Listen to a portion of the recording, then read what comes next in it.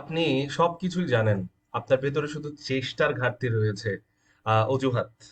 ইংলিশে আপনি সবই বোঝেন, ইংলিশে আপনি গ্রামার সম্পর্কে ধারণা আছে, আপনি টেন্স বোঝেন, আপনি প্রেজেন্ট টেন্স বোঝেন, পাস্ট টেন্স বোঝেন। পাস্ট টেন্সে ভার্বের শেষে যে ডি বা ইডি যুক্ত হলে সেটা ফার্স্ট টেন্স হয়, সেটা আপনি জানেন। এবং ফিউচার টেন্সের স্ট্রাকচার সম্পর্কে জানেন, উইল বসলে যে ফিউচারে কিছু হচ্ছে বা ঘটবে এরকম বোঝাবে। প্রেজেন্ট টেন্সের ভার্বের শেষে আইএনজি যুক্ত হলে যে এটা প্রেজেন্ট টেন্স, বর্তমান সময়ে কোনো কাজ হচ্ছে বা চলছে এরকম বোঝাচ্ছে। ইউ এর সাথে যে আর বসবে, আয়ের সাথে যে এম বসে, দে এর সাথে যে আর বসে, এসব সম্পর্কে আপনার ভালো ধারণা রয়েছে। বাট তবুও আপনি কেন ইংলিশে এগোতে পারছেন না? কেন? একটাই কারণ, সেটা হলো আপনার ইনকনসিস্টেন্সি। আপনার ভেতরে কনসিস্টেন্সি নাই। এবং আরেকটা বিষয় হচ্ছে, আপনি জানেন না কিভাবে নিয়মিত অনুশীলন করতে হয়। ঠিক আছে?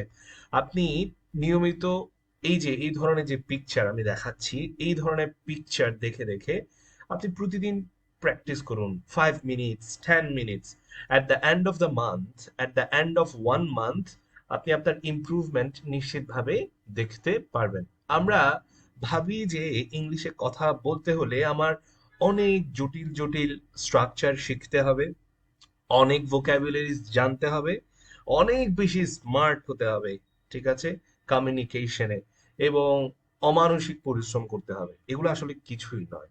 আপনাকে যে কাজগুলো করতে হবে, যে ইজি ইজি সেন্টেন্সেস রয়েছে, যেমন I am a boy, I am a student, you are student, you are my student, you are studying in this school, you are going to university, I take my breakfast, and I would like to talk to you, and could you please tell me what is your name?